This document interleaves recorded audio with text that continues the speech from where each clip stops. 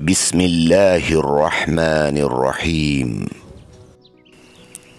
যাদের বিয়ে শাদী হওয়াতে বাধা আসে, বিয়ে শাদী হয় না বা বিয়ে শাদী হতে বিলম্ব হয়, তাদের জন্য আমাদের আজকের এই প্রয়াস। বিয়ে হতে বাধার একটি বড় কারণ হলো কেরিয়ার গঠনের ধোঁয়াশায় পড়ে যথাসময়ে বিয়ে না করা। পরবর্তীতে যা হয় তা হলো পাত্র পাত্রীর বয়স বেড়ে যায় এবং বিবাহ কঠিন হয়ে যায়। আর নিজেদের এই বিচ্যুতি থেকে জন্ম নেয় জাদুটোনা নির্ভর নানা ধরনের পেরেশানি। মনে রাখবেন, বিয়ে শাদী অবশ্যই আমাদের জীবনের গুরুত্বপূর্ণ অংশ, আর জাদুটোনা আমাদের জীবনের ভালো মন্দের আসল কার্যকারণ নয়, বরং আমাদের জীবনে সেটাই ঘটে যা আল্লাহ তাআলা আমাদের ভাগ্যে নির্ধারণ করে রেখেছেন। আল্লাহ বলেন, قُل لَّن يُصِيبَنَا إِلَّا مَا كَتَبَ اللَّهُ لَنَا هُوَ مَوْلَانَا وَعَلَى اللَّهِ فَلْيَتَوَكَّلِ الْمُؤْمِنُونَ।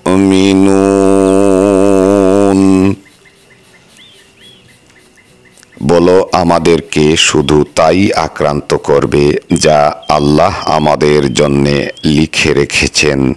তিনি আমাদের অভিভাবক, আর আল্লাহর উপরই যেন মুমিনরা ভরসা করে।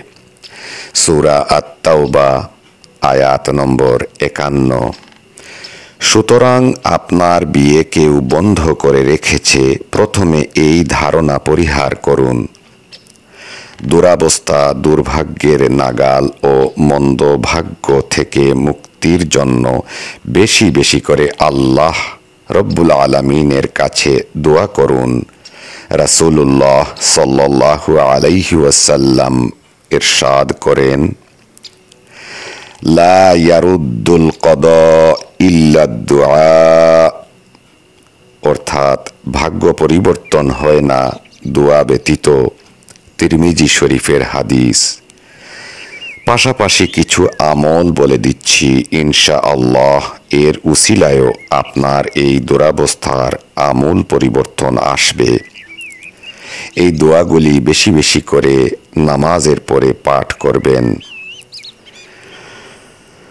আল্লাহুম্মা ইন্নী আউযু বিকা মিন জাহদিল বালা وَدَرْكِ الشَّكَاءِ وَسُوءِ الْقَضَاءِ وَشَمَاتَةِ الْأَعْدَاءِ, অর্থাৎ, হে আল্লাহ, অবশ্যই আমি তোমার নিকট কঠিন দুরাবস্থা, দুর্ভাগ্যের নাগাল, মন্দ ভাগ্য এবং শত্রুর হাসি থেকে রক্ষা কামনা করছি।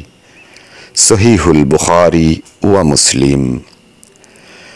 যথাসম্ভব সার্বক্ষণিক ইস্তেগফার করুন, কেননা রাসূলুল্লাহ সাল্লাল্লাহু আলাইহি ওয়াসাল্লাম বলেছেন, যে ব্যক্তি নিয়মিত ইস্তেগফার করবে, আল্লাহ তার সব সংকট থেকে উত্তরণের পথ বের করে দেবেন, সব দুশ্চিন্তা মিটিয়ে দেবেন এবং অকল্পনীয় উৎস থেকে তার রিজেকের সংস্থান করে দেবেন।